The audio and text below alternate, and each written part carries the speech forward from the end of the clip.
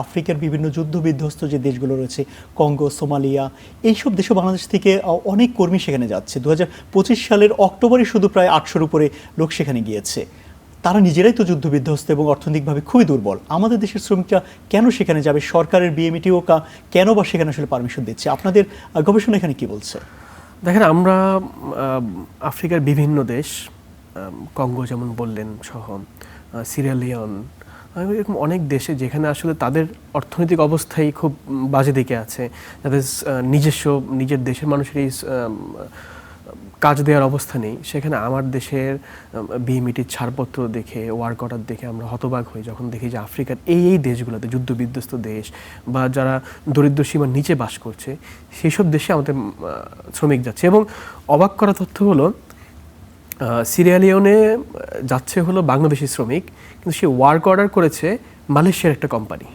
মালয়েশিয়ার একটা কোম্পানি থেকে সে ওয়ার্ক অর্ডার নিয়ে বাংলাদেশি, আমাদের যে বিএমইটি আছে, প্রবাসী মন্ত্রণালয় আছে, তার ছাড়পত্র দিয়েছে তাদেরকে আফ্রিকা যায়। এবং আমরা এমনও তথ্য পেয়েছি, অধিকাংশ ক্ষেত্রে এমন কোনো কোম্পানি নেই আফ্রিকার বিভিন্ন দেশ, ওই নামক কোনো কোম্পানির হদিসই নেই। তো তাহলে আফ্রিকার এই দেশগুলো কি কোনো ট্রানজিট হিসেবে ব্যবহার হচ্ছে?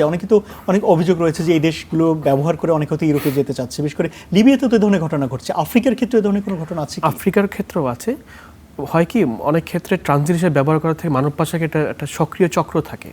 তারা মানুষকে, আমি কিছু গতকালকে একটা কেস হ্যান্ডেল করছিলাম, তারা আফ্রিকাতে, তারপর ধরেন মধ্য এশীয় কিছু দেশেও, আপনার আজারবাইজানে, ইজিপ্টে, তাদেরকে ইউরোপ নেওয়ার কথা বলে নিয়ে গিয়ে ওইখানে আটকে রেখে তাদের কাছে বড় অ্যামাউন্টের টাকা র্যানসম হিসাবে চাওয়া হয়, কিডন্যাপ করা হয়। এটা একটা চক্র, ওই পর্যন্ত সীমাবদ্ধ, সে অন্য কোনো দেশে যেতে পারবে। আপনি জানেন, লিবিয়াতে অলরেডি লিবিয়ার ভূমধ্য সাগর থেকে আগে ইতালি রিসিভ করতো মানবিক কারণে, সেটা আর ইতালি করবে না এখন। তারপর কিন্তু আমার মানুষজন যাওয়া থেমে নেই, সে বিভিন্ন রুট হয়ে চলে যাবে। তো এই যাওয়ার ক্ষেত্রে আসলে নজরদারি রাখা দরকার। আমাদের একটা সঠিক কাঠামো ব্যবস্থাটি, আমরা সবসময় বলি, একটা সঠিক কাঠামো ঠিক করা দরকার।